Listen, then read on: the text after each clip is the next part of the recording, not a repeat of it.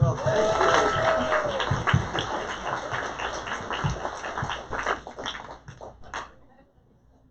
I hope that didn't embarrass you, Kanji. Oh, yeah. 85 years young. Um, so, let me know when it's 5:30, by the way. I don't have a lunch on. Okay, so I just wanted to make some announcements as far as to explain your name tags, and I apologize if you're somebody who, for some reason, the name tag didn't get printed. They're color-coded, sort of.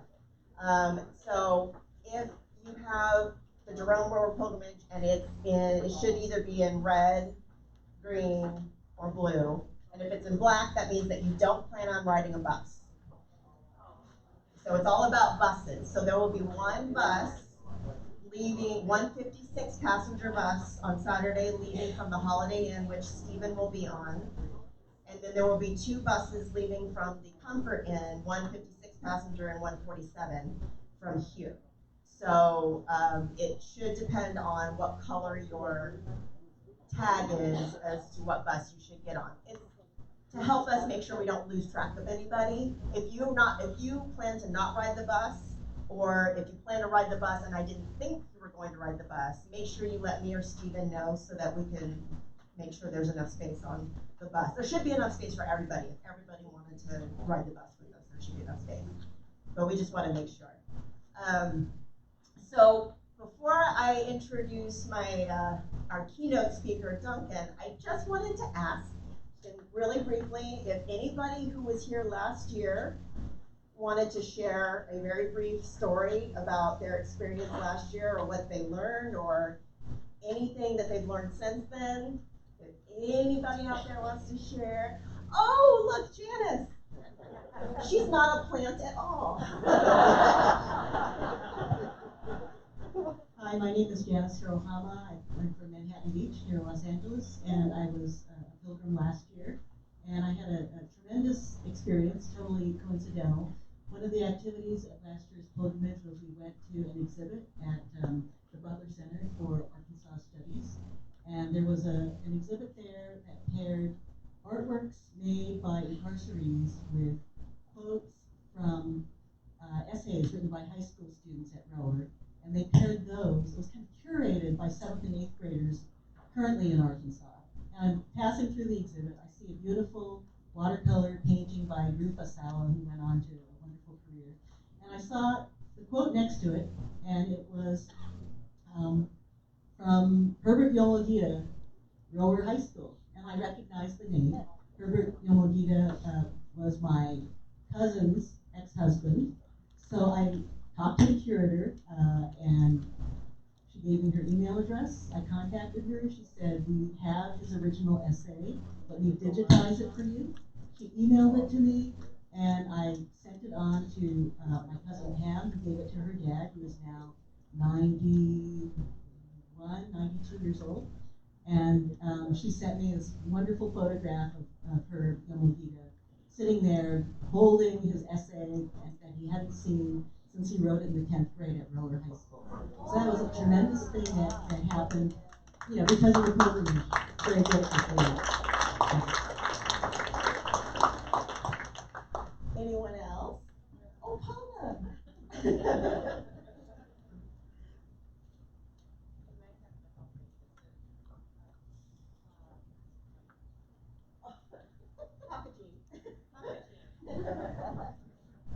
I am a Pockagene.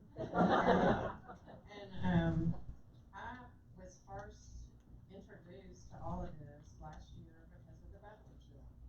I live in Little Rock, and my grandfather, this is my sister and other sister and cousin, our grandfather was the elementary principal at Jerome. And that was the only thing I knew. I didn't know anything about it. He passed away before I was born, and there wasn't many, my parents probably didn't know. They didn't talk much about it. So I went on a search, and my cousin has a scrapbook from my grandfather. And he had pictures and letters from thanking him for his help. And so I came into the pilgrimage just kind of in a research, but I learned so much. I learned to see the whole event through other people's eyes, and it also through research, learning about my grandfather. I learned some of the hardships he faced and the pain he felt for the people that he worked with and taught. And he emphasized and he wanted to pour love into the kids because he said that's what our future is. So anyway, it was just from a whole different perspective, and I think as Miko is doing, these pilgrimages are more for education too, not just research and learning, but something that isn't taught much in schools.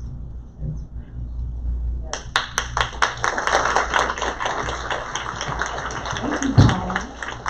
Anyone else have anything they want to say about last year's pilgrimage? No? Okay.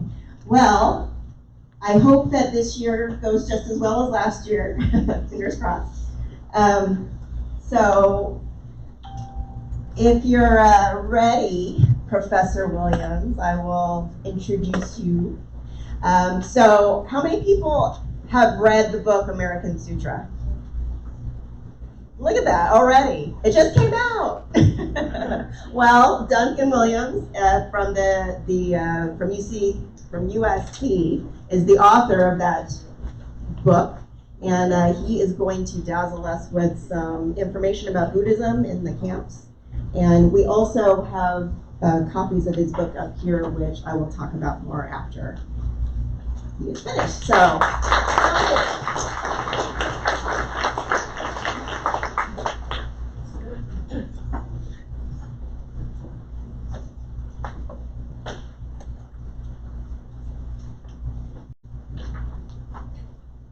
Okay.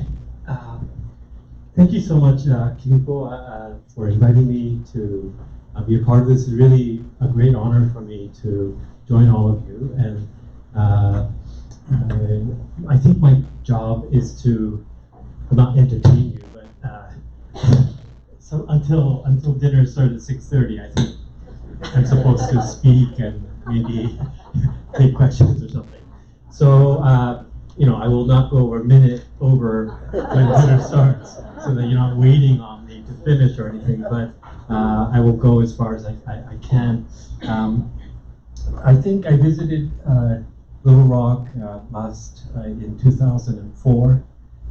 I see some people associated with the Japanese American National Museum here. I think it was the Japanese American National Museum and the University of Arkansas at Little Rock that organized a really important event that I had the privilege of attending.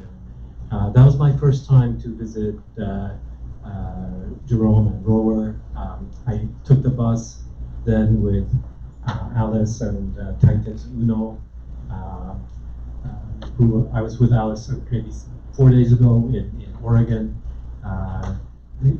These two people hadn't visited Arkansas since the end of the war, and Reverend Uno had asked me to help out with a Buddhist service at the cemetery at Rohwer, and so I was in my other capacity as a Buddhist priest and had robes, and I had the chance to assist a little bit. And this book, American Sutra, is about this intersection of the World War II Japanese American incarceration experience and Buddhism. And so that's what I want to talk about today. And I thought I'd start with, I need you to bear with me, with 3 very random kind of trivia facts. And then I promise by the end it'll somehow come together, I hope.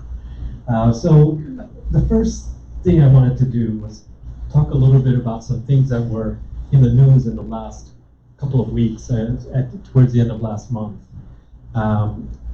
Does anybody here use Google Alerts? siphon off news. It's a way you can kind of tell Google to give you, use keywords, and they send you information about certain topics. And I have one Google alert set up for anything to do with like mixed race Japanese people.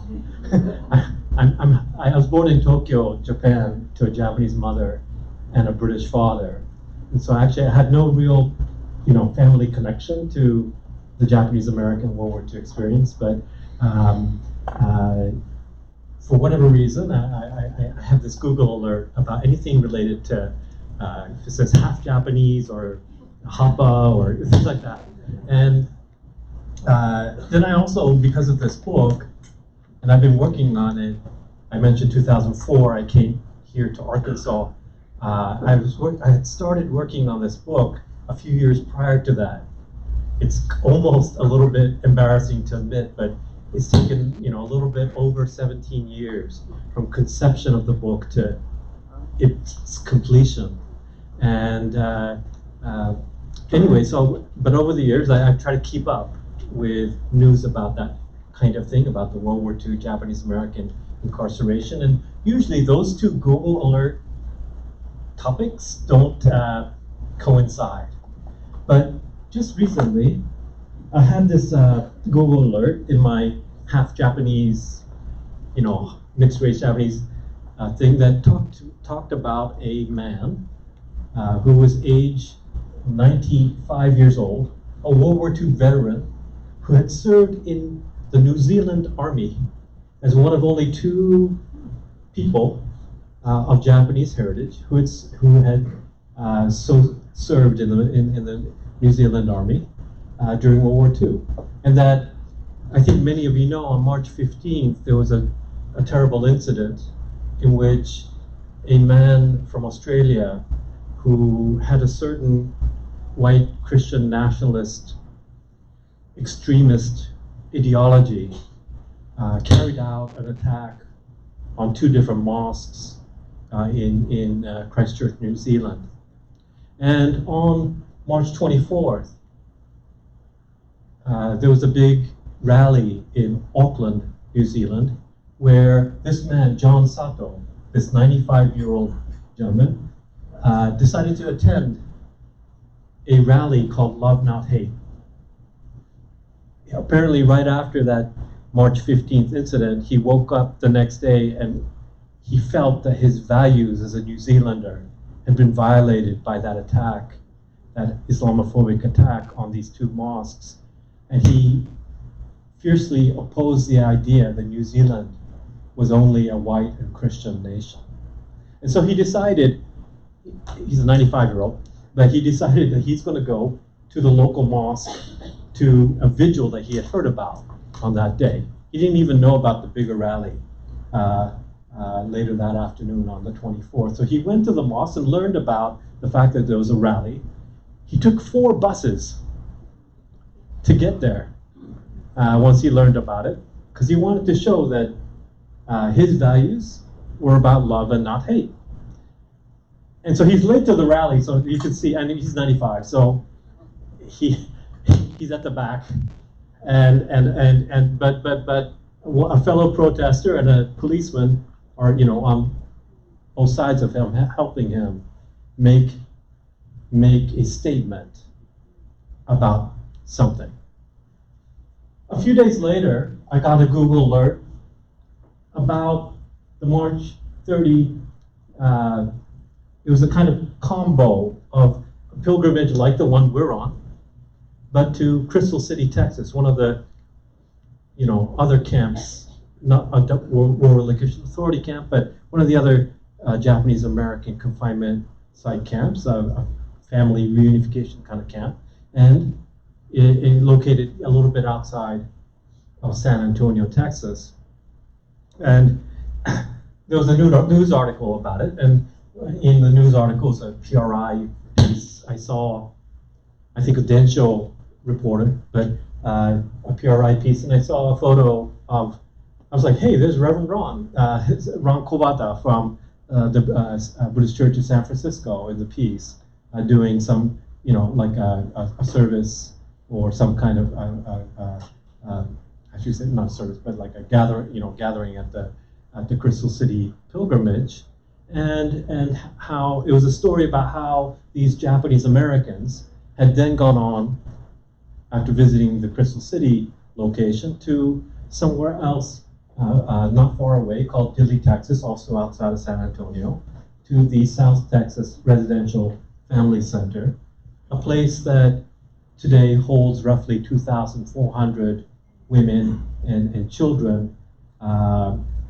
separated from the men in their family as part of the current administration's policy on so-called zero tolerance, where we know from it just that roughly 2,700 children are separated from their families. And so I think, especially those who went on this Crystal City pilgrimage, made that connection between what had happened to them back in World War II.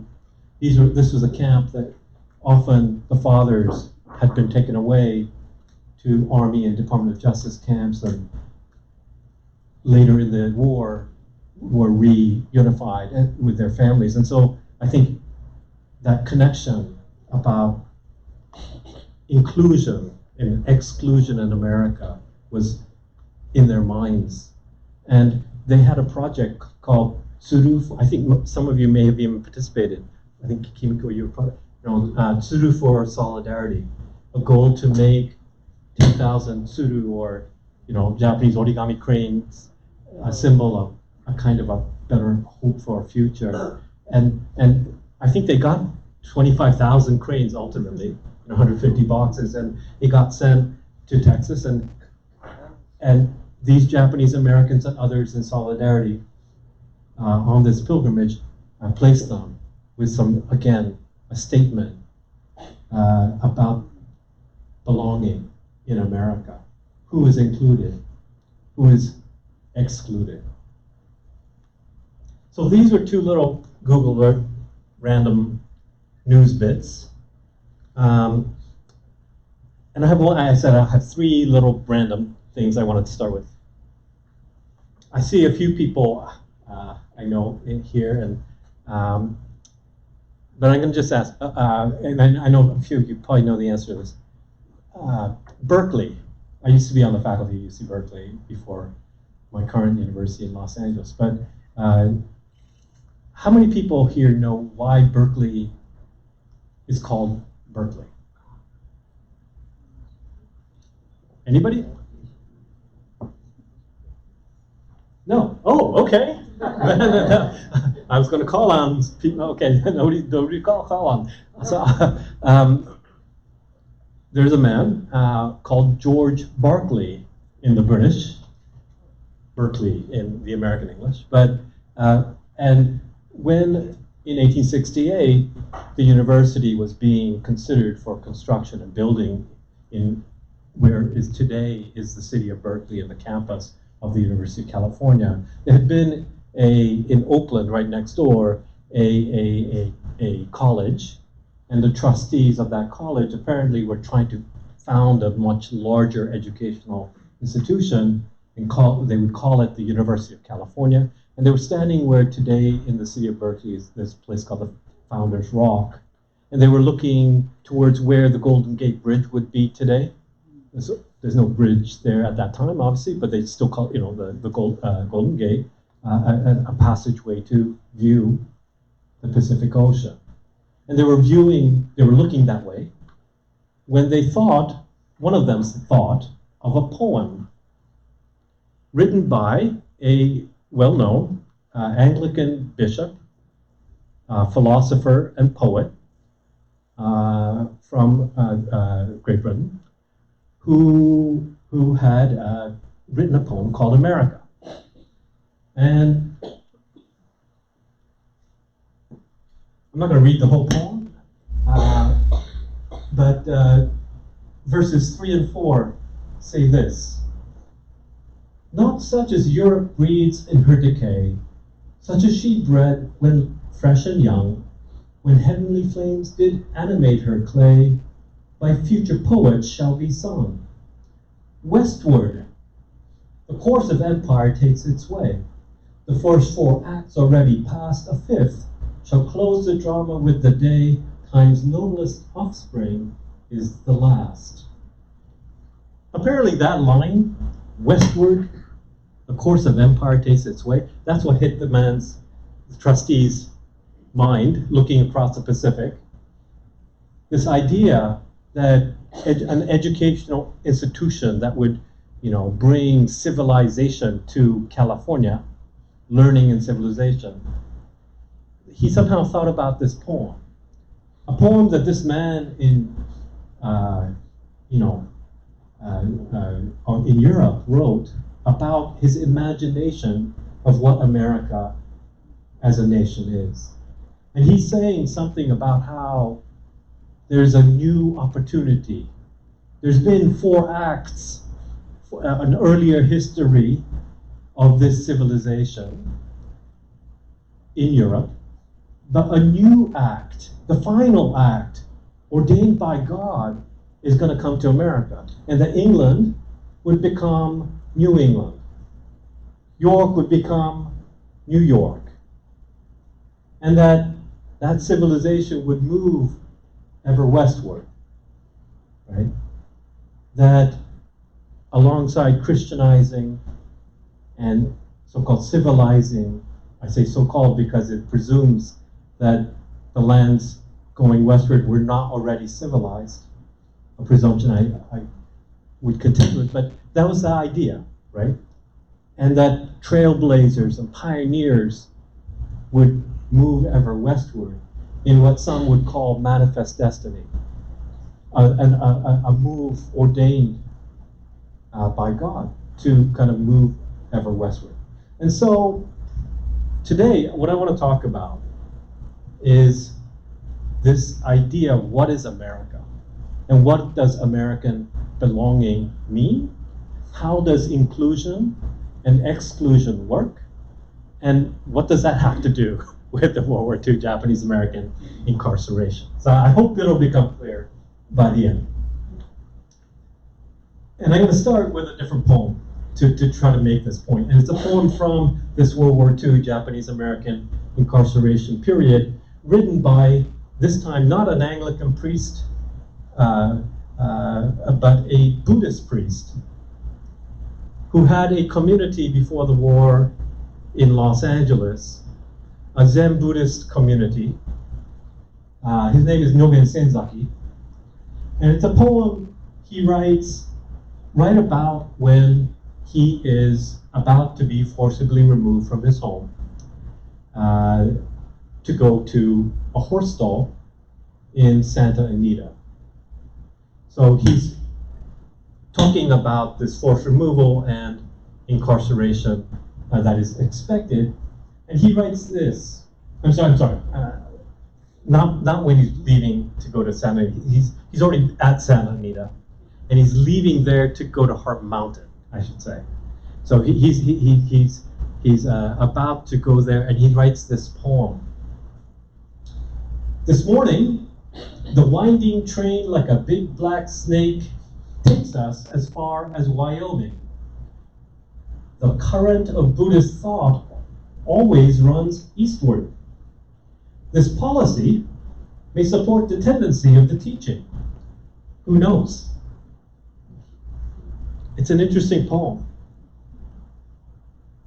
The phrase, the current of Buddhist thought always runs eastward, comes from the classic Buddhist idea that after the Buddha died, the historical Buddha died 2,500 years ago, he made, apparently by legend, a prophecy that although his physical body would die, his Buddhist teachings, the Dharma, would continue, and that they would somehow inevitably move eastward.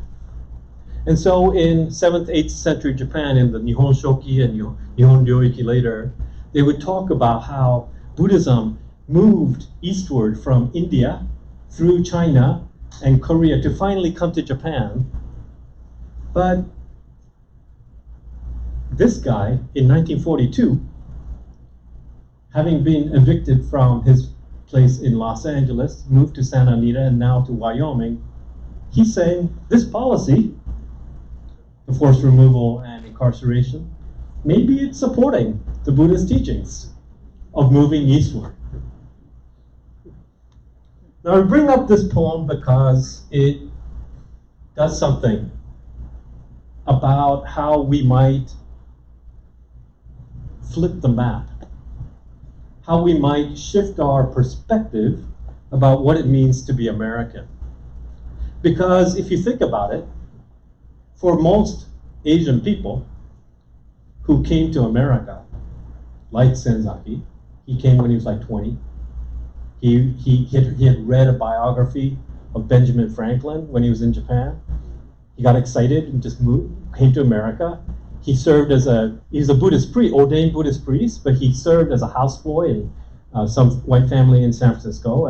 But whenever he had free time, he'd go to the San Francisco Public Library and read Emerson and Thoreau. And he was really excited about belonging in America. And for people like him and other people who moved, the story of coming to America, often through Hawaii and so forth, is a eastward movement. It's not the American story about going west. It doesn't make sense, right? Just like if you're from Guatemala or like today, that journey is a northward journey. So there are actually more than one story or one way that we can conceive of about what it means to belong and what it means to be an American. And so that's what I wanted to kind of set up with. Now, in terms of the book, as I mentioned, I don't have a family connection to this history.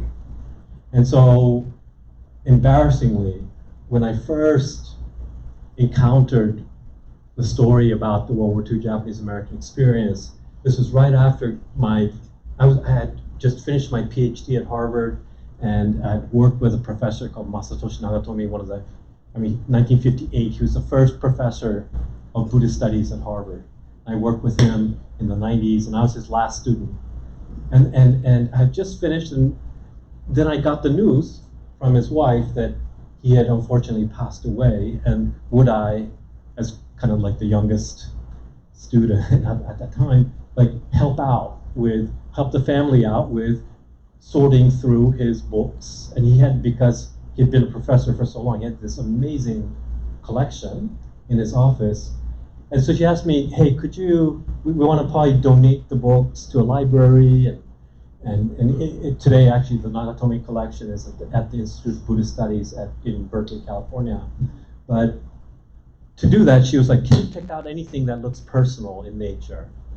Especially things written in Japanese. And so I went to try to sort through all of that. And in between dissertation chapter drafts and other correspondence, I found a stack of things that had the name in Japanese, Nagatomi, but I could tell it wasn't his handwriting. And what you see on the screen is just one page of that. And what I would come to learn was that it wasn't my professor's handwriting, and it wasn't his work, but a piece of writing written by my professor's father, Reverend Shinjo Nagatomi, a Buddhist priest who had spent much of his wartime years in Manzanar. And at that time, I took this document to my professor's now widow and said, I think this is a World War II period thing written it's not your husband's, but your husband's father's Buddhist priests, writings that talk about things about, his life in Manzanar, and it's his diary, and also some notes he had taken about sermons he was going to give. And so she said, could you translate some of this? She was born not in Japan, unlike my professor who was born in Japan. She was born in Madera, California, in Central Valley. And so she was perfectly fine with speaking Japanese and so forth, but the reading of some of these things, it was a little bit difficult. So she said, can you spot translate? And I would go back there several times, and I would try to translate different sections. But embarrassingly, I found out, my ignorance, I was like, what is a mess hall? And you know, like I said, I didn't know anything. And to do a decent job of translating from Japanese, I could handle the older Japanese, you know, that's my specialization, I can do that. And for Japanese is my first language even today. So I could do that, but I didn't know some of these technical words from World War II, and I had to basically self-educate myself and take a crash course in, like, what was this thing that happened during World War II? So that is how this book began in terms of my first encounter with the story. But the thought of even doing a whole book about this didn't come into my mind until I had a chance to talk a little bit further with my professor's now widowed wife, who then started to share with me something about what happened to her family during World War II. She was only 10 years old in Madera, California, and right after Pearl Harbor, she had been, I think like many in her community, noticing that there was, you know, tension and worry in her family and in other families, and in the area that some men had been taken away. They had heard that the Buddhist priests had been taken. So they had some worries in the weeks after Pearl Harbor. And one day she comes back from school, and the scene she comes across is that her dad is being beaten by some men in suits at the front of the house. And she peers inside and she sees her mother sitting very still at the kitchen table with somebody pointing a shotgun to her head. She's only 10 years old, but she realizes she has to kind of be strong and have the courage to just step in there, because she knows her parents, who are from Wakayama Prefecture, don't speak very much English, and clearly these men in suits don't speak Japanese. So she has to translate. And what comes to, after some time of translating, become clear is that apparently her dad had been out in the lettuce fields or something, and there was rabbits or something. So he had a shotgun of his own trying to scare them away, but that was the precise moment when the FBI cars arrived, and they thought, you know, maybe they're under threat. So there's a lot of confusion, and then they were informed that the reason that these men in suits, FBI agents, were there was because he was on a list of people to be questioned. And it was because of his affiliation as a leader. He was a leading board member at the Madera Buddhist Temple. So he was on some kind of list of people who were suspicious to the government. And that suspicion had to do with the fact that he was a leader in a Buddhist temple. So it suddenly occurred to me, maybe somebody should do some research about why were Buddhist, you know, whether it's priests or leaders in just the lay tradition, of concern or worry to the government. What does that mean? Where does that come from? I would come to learn, as I started doing this research, that Buddhist priests had been on lists, had been identified along with Shinto priests, but not Christian ministers, as a category of persons to be of concern, years prior to the attack on Pearl Harbor. And that surveillance had been undertaken by the FBI and other intelligence agencies on the Office of Naval Intelligence, for instance, on Buddhist temples and Shinto shrines. And that reports had been compiled comparing, for example, the relative loyalty in case of war between Issei and Nisei, between Buddhists and Christians, and that these type of studies and surveillance had also led to the compilation of lists of people to be categorized in different order of severity of threat to national security. And that on the day of Pearl Harbor, even before the smoke had fully cleared, at 3 p.m. that day, Gikyo Kuchiba, the head Buddhist priest of the Hopahonganji Temple in Honolulu, 30 minutes before martial law was even declared, was the first person picked up. Now we come to learn that day, so many Buddhist priests were picked up, not only in Honolulu, but also in the continental United States. And it baffled me, because I was like, maybe consular officials, or, when you go to war, like, why were Buddhist priests so, and temples seen as such a threat? So that kind of got me on for some time to investigate and look at this question of Buddhism and the World War II Japanese American incarceration experience. And also by this time I had been told a story by my professor's wife, the one that had just seen all of that, explained about her parents, seeing her parents in that situation the days after Pearl Harbor. She would later, that's the thing about these stories, a lot of times, like, you don't get it all at once. You get it in dribs and drabs.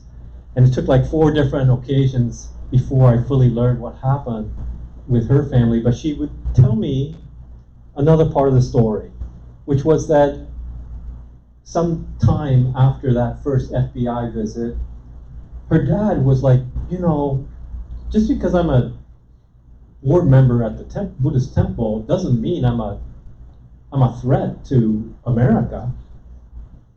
And but we have to, our daughters American, we have to find a way to prove or show our loyalty to America. And so he asked his daughter to light a fire at the ofuro, like there was a Japanese kind of bathtub, and it was fired by firewood, and it was one of her chores, so she didn't think much of it. But instead of building a bath, he went around the house looking for anything that had made in Japan or Japanese kanji written on it.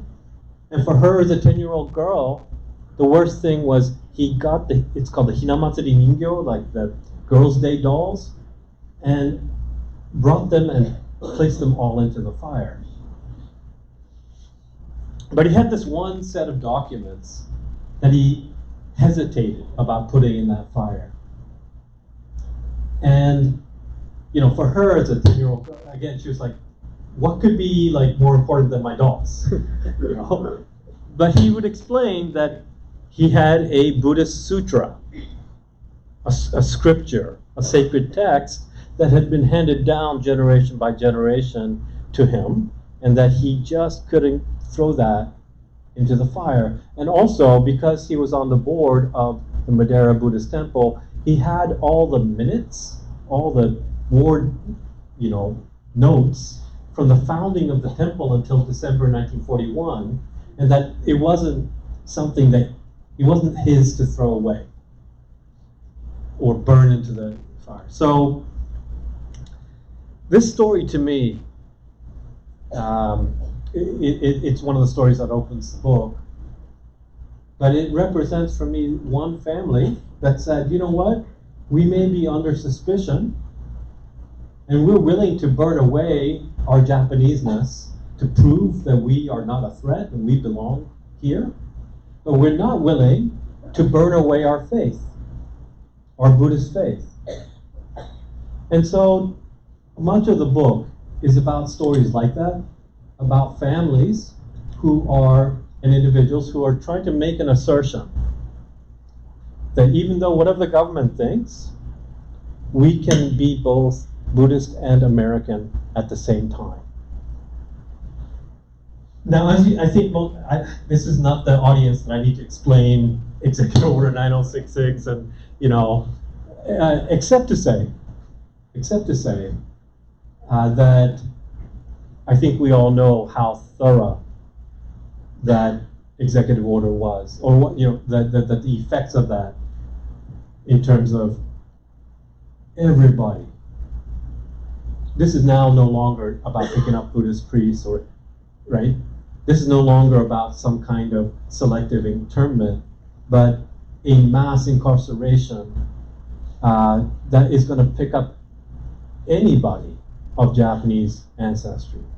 I've always found that incident sometimes reported about Colonel Carl Bendis, or later Carl Bendiston, who along with Lieutenant General John DeWitt, one of these very important key figures, architects of of implementing that executive order on the part of the Army to designate and remove persons considered a threat in the Western Defense Command Zone.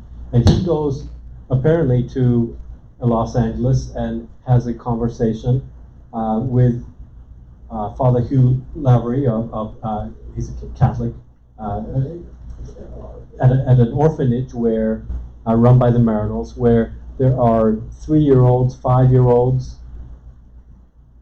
mixed race kids, babies, and a question is raised by the Catholic father about whether these kids also need or are also subject to the executive order and therefore need to be taken away. And his response being, if they have a single drop of Japanese blood, I want them in camp. And so they also get rounded up. So we know that that roundup, that forced removal, was totalistic. Right? It didn't matter. I think we all know very well that that community at that time, over 110,000 persons of Japanese ancestry, were 2/3 U.S. citizens, over 2/3 Buddhist. Right? But that it didn't matter whether one was a citizen or not, an infirmed grandmother, or a baby from an orphanage or not, capable of espionage or sabotage or not. But we've come to learn in 1940, well, not in 1940, we come to learn much later, but in 1943, a report is filed by Lieutenant General John DeWitt, called the Final Report, in which he talks about what he calls military necessity, not my words, his rationale, military necessity that necessitated seeing this community as being totalistically unable to be present on the West Coast. And he uses the words, a community that is a menace, and he uses the words, a community with strong ties to the enemy nation through, he says, race, culture, customs, and religion.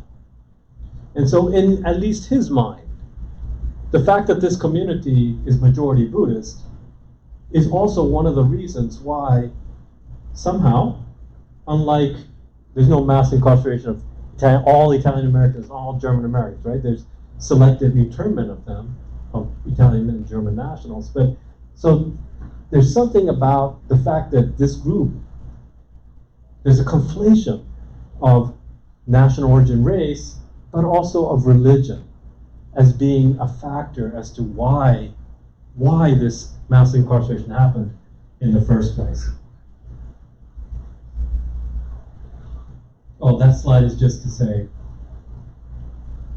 I think most people who are on this podium already know that, people really had between a week and 10 days to, when their lives were disrupted in this fashion, to have to report to Civil Control Station, 108 of them up and down the Pacific Coast, one in Los Angeles where the Japanese American National Museum is located today, a location that used to be the Nishihonganji Buddhist Temple, which is, I guess now Brian, correct me if I'm wrong, what is it called? The Gofo National Educational Center, is that right? Is that the right word? Is in the former building of the temple, Buddhist temple, right there on First Street. And so that was one location, and there was many locations that 108 of them, that people had to report to, close down temples, sell their properties, close down businesses, and report with what they could carry, most often meaning with a single suitcase, trying to figure out where, what to take. Landing up in these euphemistically called assembly centers, this one depicting Puyallup, 30 miles south of Seattle. But one of the things that I think the message that people received once they were in these Army-run assembly centers, so-called, one of the first interesting policies about what they could even have in their possession was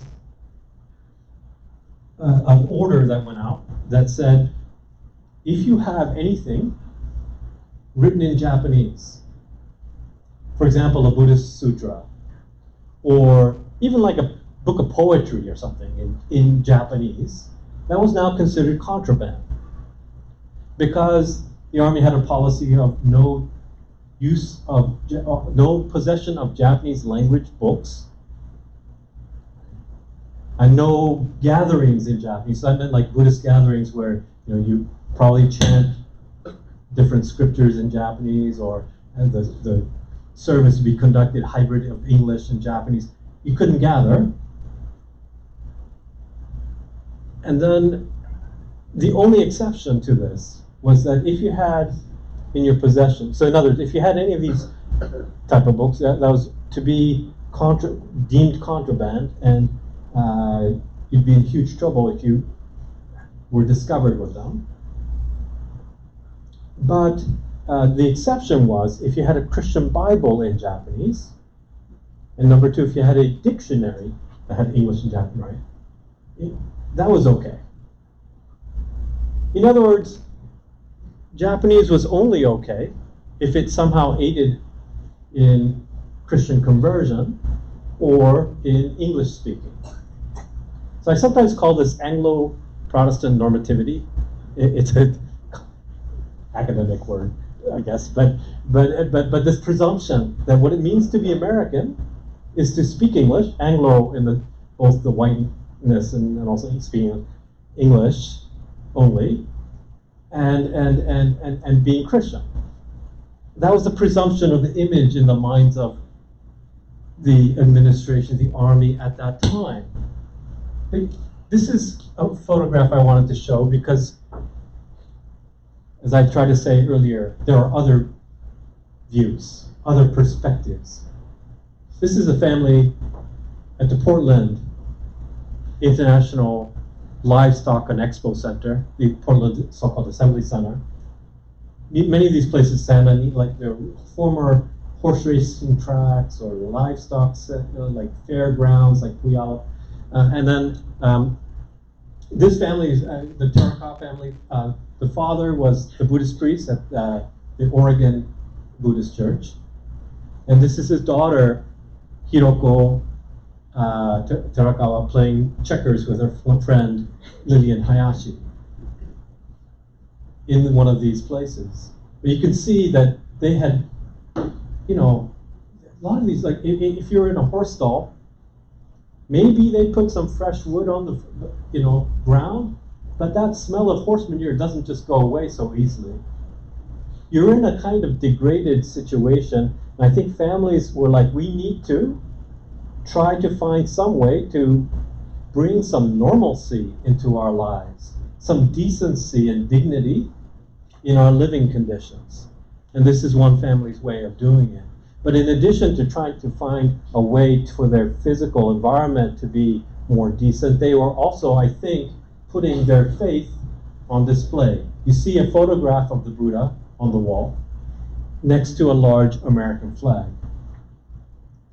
Again, one family's attempt to say, you know what, we can be both Buddhist and American at the same time.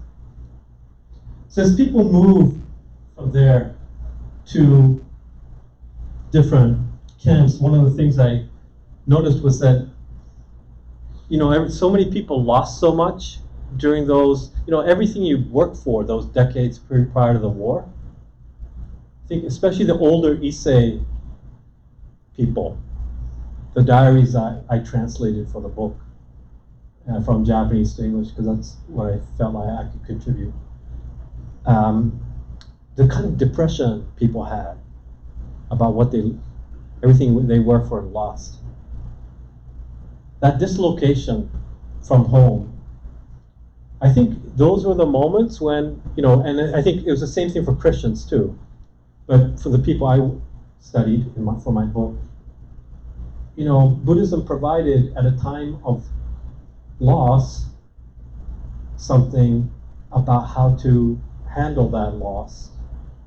At a time of dislocation, how to orient oneself and try to find a way to look forward. And so I think that's what people were keen on doing, was also trying to, as they tried to reestablish their lives, once they moved from the army-run camps to the, civilian, the War Relocation Authority camps, I think they wanted to find some way to rebuild their lives and rebuild it with something that would give them some sense of direction and orientation and purpose.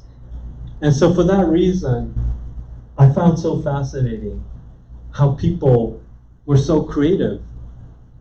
They couldn't carry everything in that suitcase.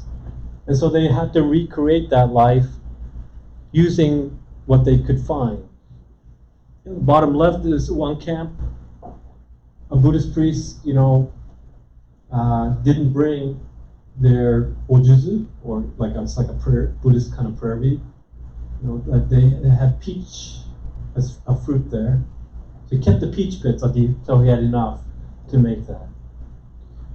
I know Clement is somewhere around, I know there's a exhibit thing, there are many people that crafted things, smart ways of trying to build something you didn't have.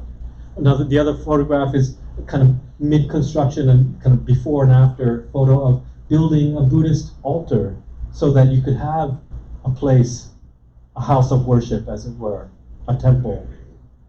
Taking scraps of wood, desert wood, wood left over from packaging stuff at the mess hall, etc., and to try to make something. In one camp, in the Buddhist calendar, April 42 this is actually not in a WA camp, but in a Department of Justice camp, but one big ceremony that takes place is the Buddha's birthday. It generally happens right around this time of the year in April, and they didn't have what you traditionally have in to have a gathering of Buddhists, which would require a small statue of the baby Buddha, and the ceremony itself involves pouring some sweet tea on the baby Buddha statue, and they didn't have it. So what did they do? They had some army rationed coffee and sugar. They made a sweet coffee drink. Arthur Yamabe apparently was good at carving, went to the mess hall, found the largest carrot he could find, and carved a baby Buddha statue, or some resemblance of one, and they poured that sweet coffee on the carrot Buddha. That's the kind of thing people did to recreate their life and have some way of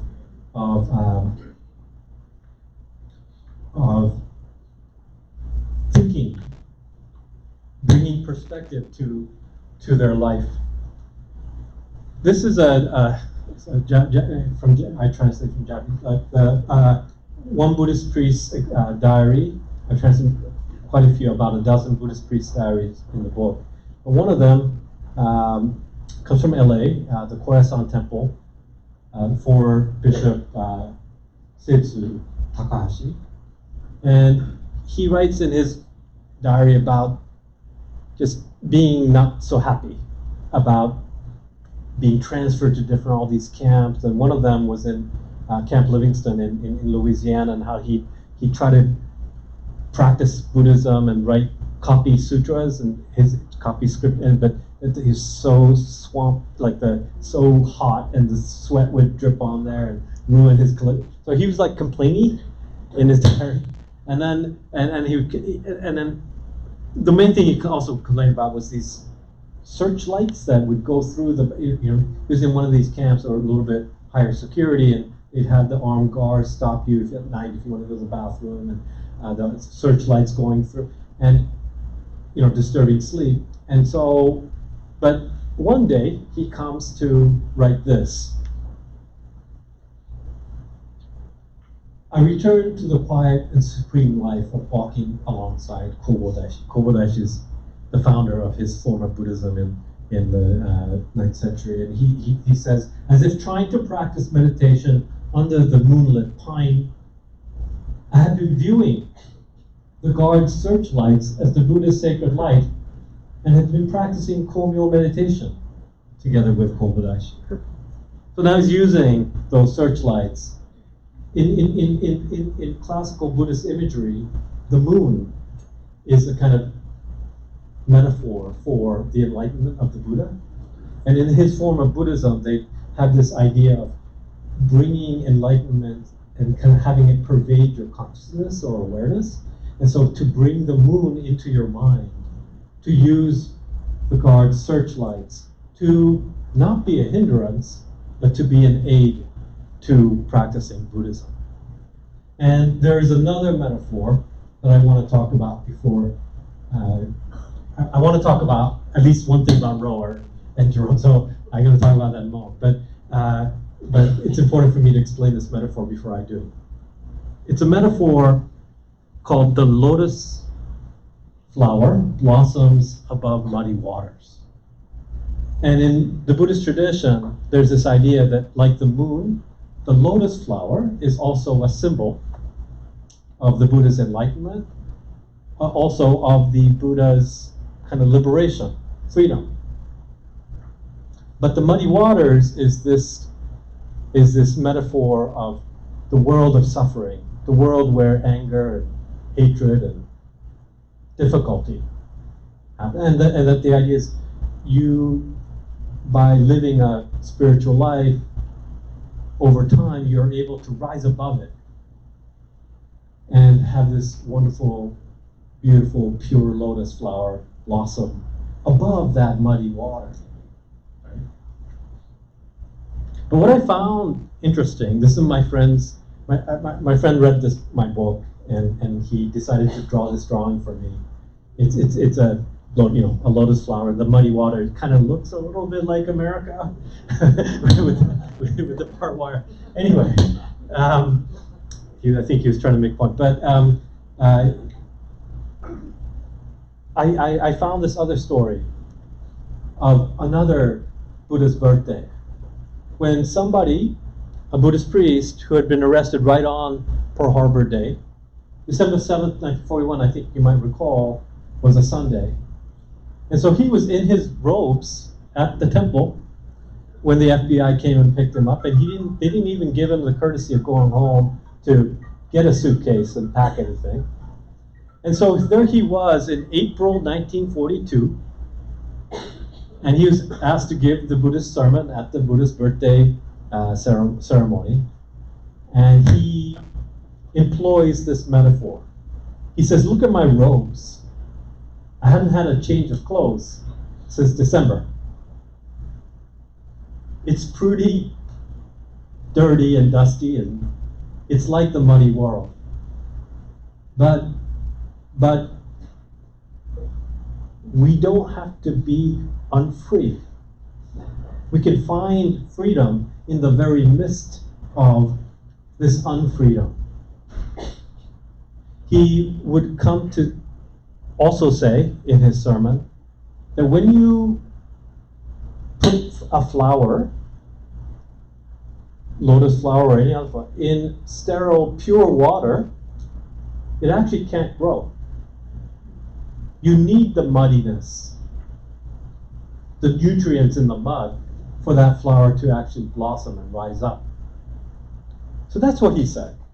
And that's what I noticed as I was reading different diaries and experiences of people trying to persist, survive, and also maybe find freedom, the little ones that they could find sometimes in the midst of non-freedom, in the midst of incarceration. People try to find something in many different ways. Some people played sports, some people, there's a lot of different ways people did it. It wasn't just religious ways. But I think that spirit of trying to rise up above it, finding those little ways to find freedom in incarceration, that's something I noticed many times in the diaries I happened to translate. Now, one of the things, other reasons why Buddhism seemed so central and necessary in those early days of camp was because I think for many families who, in that first winter and spring of 42, 43 in the WRA camps, those tar paper barracks weren't necessarily, they kind of built hastily and weren't necessarily built so well. So those holes in the, in places that were very hot or very cold, or these inhospitable, sometimes, environments, those who were a little bit frail, the very old, the very young, often passed away until things were, made a little bit better. And I think for the families who had already lost so much, to lose a loved one in these camps, I think that also was something where they looked to, if you're Christian ministers, Buddhist, to the Buddhist priests to somehow provide some solace to people. And to go back to the diary of my professor's father, Reverend Shinjo Natomi in Manzanar, he talked a lot in his diary, because every day the entries like another funeral, another memorial service. He did not want to, at his peak, over 10,000 people in that camp, and at certain points he was the only Buddhist priest capable of performing these funerals. And it didn't matter the denomination either, because there were Nichiren people, like he was a Jodo Shinshu, happened to be the Shongaji minister, but he did it for everybody. And for him, and that's him at the photograph on the right there, Manzanar doing a funeral. For him, he didn't want to let these lives be unrecognized. That maybe for the government, these people were dispensable, but not for him. The bones and ashes of the people buried at the camp cemetery, he wanted to recognize that they were worthy of recognition, that their lives had some meaning. And he was involved in the building of what is now known as the Manzanar Ideto. It's still there, of course. If you go to Manzanar, and if you look at the wording, Ideto, to means monument. Ide means, to honor the Ide, the spirits of those who had passed, not just recently, but of all the ancestors that had passed away. But he wanted to do it for the people, especially who had lost family members who had lost people that first winter and spring. And he wanted it made by the Obon, that important ancestral summer festival of 43. And in fact, this monument does become dedicated on August 15th of 43. And he goes around barrack to barrack asking families to donate between 5 cents or 10 cents per family to buy the concrete necessary for it. And he gets the YBA, or the Young Buddhist Association of San Pedro. They're kind of like more tougher guys. So he asked them to help with the actual concrete of building this thing. And he talks about in his diary writing those 3 characters, Ireto, Ireto, Ireto, again and again until he felt that he got it right. Because, on concrete, if you can't, once you put it on there, you can't change it. So he really worked hard to try to write those characters. But he also knew that, even people who didn't lose family members, or people who lost family members who were not Buddhist, he wanted to make sure that they felt included. First of all, the monument itself was designed by a Catholic architect, Yodo Kazuro, and he invited a Protestant minister to help him inaugurate this on that day, August 15th. And so it is that was built, and I want to end today. I wanted to make sure I talk about Rohwer, because this, began in 1944, completed and dedicated in June 1945, with the same type of spirit, made of the concrete, but also structurally, they used the rebar and barbed wire from the camp to try to reinforce it and make it a physical structure. And a different Buddhist priest who had served at LA's Nishongan eventually Daisetsu Hayashima, he had actually first been taken right away and sent to why am I forgetting this? Somewhere, and then Santa Fe, and then Heart Mountain, and then Rohwer. And so he comes there a little bit late, but he writes on the base of the monument, "To him who sleeps eternally here, a descendant of the glorious Yamato, who came in his prime with hopes and ambitions heroic to battle the fortunes of life, peace and bliss be yours." The same type of, how should we say, acknowledgement of a monument to those who had passed away in the Rohwer camp. To say that there is something heroic just by persisting in these difficult times, the fortunes of life that had brought them to this camp. I think I've probably gone way over time, so I'm going to try to wrap this up with a couple last things, and then on my wait, how? Yeah, about 10 minutes. I said 10 minutes. Okay, is this okay? Okay, I did. Okay, I'm sorry. I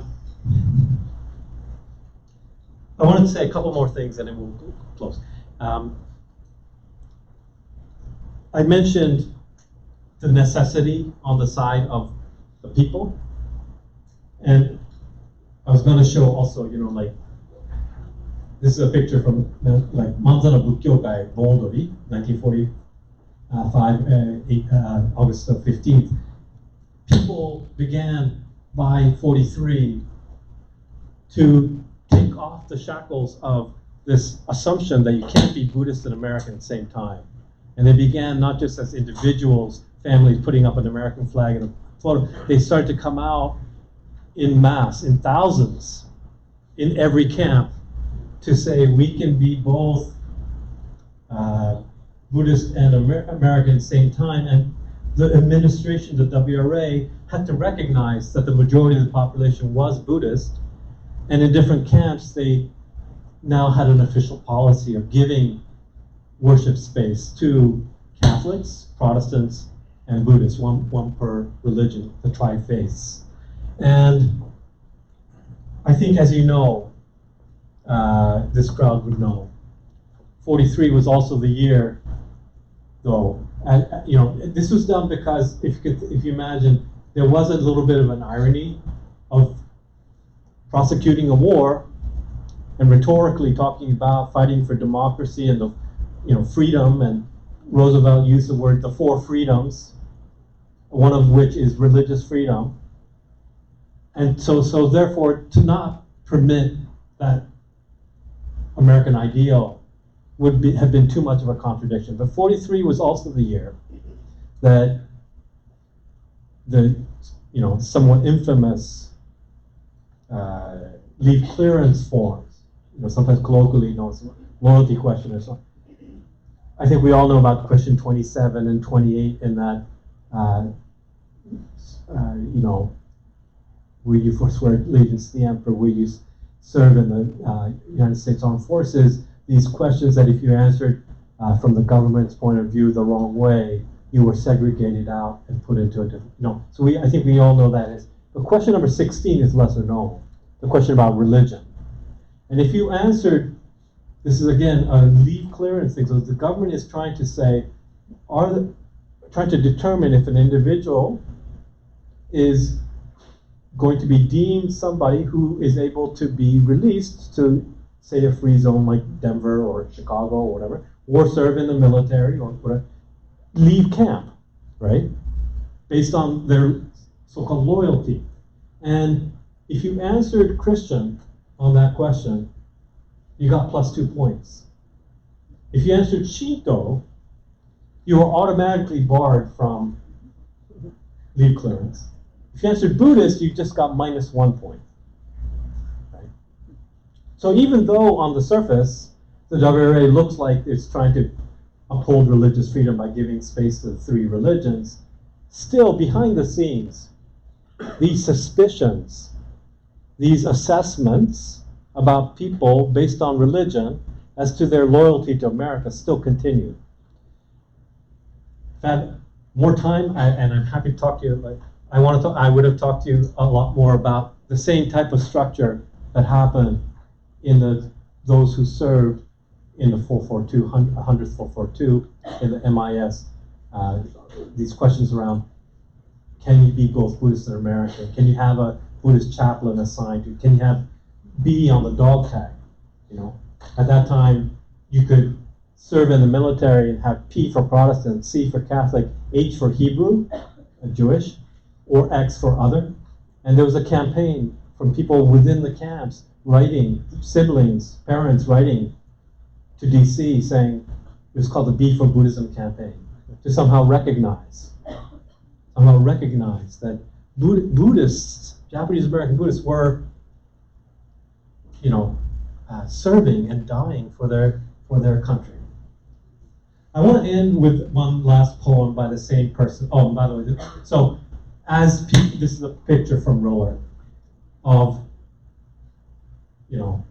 Buddhist priests setting up a stage, artificial flowers being made, large American flag, these kind of symbols of service to America by Buddhists in Rohwer from that camp, and parents and siblings saying, we need to also recognize and have their Buddhism also be acknowledged in the funeral as part of their identity. So that's something I wanted to note, but I wanted to end the last thing here.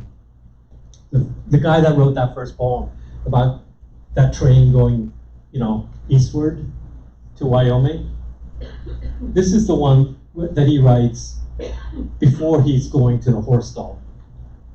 He's writing it to the members of his Buddhist temple and community who were Latino and Caucasian. He had non-Japanese Americans in his Buddhist community. And so he's writing to them a poem, you can see it there, it's called Burning, May 7th, 1942. He's one of the ones who isn't picked up in that initial round, so he's with the community, but he's leaving them and he's writing a poem that goes like this. Thus have I heard. The army ordered all Japanese faces to be evacuated from the city of Los Angeles. This homeless monk has nothing but a Japanese face. He stayed here 13 springs, meditating with all faces from all parts of the world, and studied the teaching of Buddha with them. Wherever he goes, he may form other groups, inviting friends of all faces, beckoning them with the empty hands of Zen. The first line of this poem, thus have I heard, in the Sanskrit Evam Me Sutram. It's the classical preamble or opening line of a Buddhist sutra or a scripture. After the Buddha died, they didn't write down his sermons or anything. So 3 months later, they had this assembly, and there's a monk called Ananda, one of the disciples of the Buddha, who's supposed to be really good with memory or something. And so he was told, you must recite from memory all of the Buddha's sermons, and we will gather to, confirm it, that what you're remembering is true. And so he would start each one with, thus have I heard. And what would follow would be some kind of Buddhist lesson, some kind of teaching that talked about wisdom or compassion or freedom, liberation. But here, Nyogen Senzaki in May 42 isn't referring to a Buddhist teaching from an Indic past, but he's talking about his lived experience of an American present. And he's talking about this exclusion because he has a Japanese face. He's talking about how, despite that, he will go on to find a way to bring people of all faces together. Okay. So that's where I wanted to end. I wrote this book as a way to honor my professor, his family. Mrs. Nagatomi lived on, but passed away before I could finish this book. But she told me, when her family returned to Madera, California, they'd have to sell that farm for 1/20th of market value. And when they returned, the new owners told them they could get their house back if they paid the market value. And they didn't have that money. They had relatives in LA. So that's where they headed. But before they went, the dad was like, I got to find that box. I got to find that box with that sutra in it, with our temple's history in it. But during the war, they tore down all the trees and the garage of the new owners. And so he kind of roughly knew where the X marked the spot, was, but dig as he might, he never found that box. So somewhere in the soil of California is an American Sutra. But an American Sutra is not just the physical text, but it's the lives of people who made an effort to say we can be both Buddhist and American at the same time. That we can, despite what our government is saying, despite our race, despite our religion, claim a place here. So I wanted to end with that and ask all of you for, I know I kind of went over, but I hope I didn't hold up food. I really appreciate this opportunity to share some of these stories with you. Thank you. Thank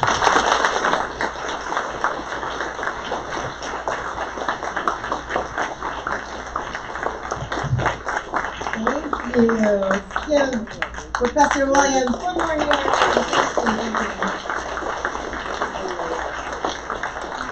So Duncan has actually very graciously brought copies of his book for our pilgrims. And so if you would like a copy of his book, if you don't already have one, you can come and get one, and he will be around. If you would like him to sign it, he's willing to do that, or if you want to ask him any questions. We're going to probably start having the dinner come in, but feel free to... He said it was okay to interrupt him while he was eating. So you're more than welcome to come up at some point. I just ask, we don't necessarily have one for every single person, so if you already have a copy, please don't take another one, or if you're a couple, maybe just share a copy. That would be great. Otherwise, I will just let them, they'll start bringing out the food, and everybody can just start socializing and have a good time, have a good dinner. Thanks.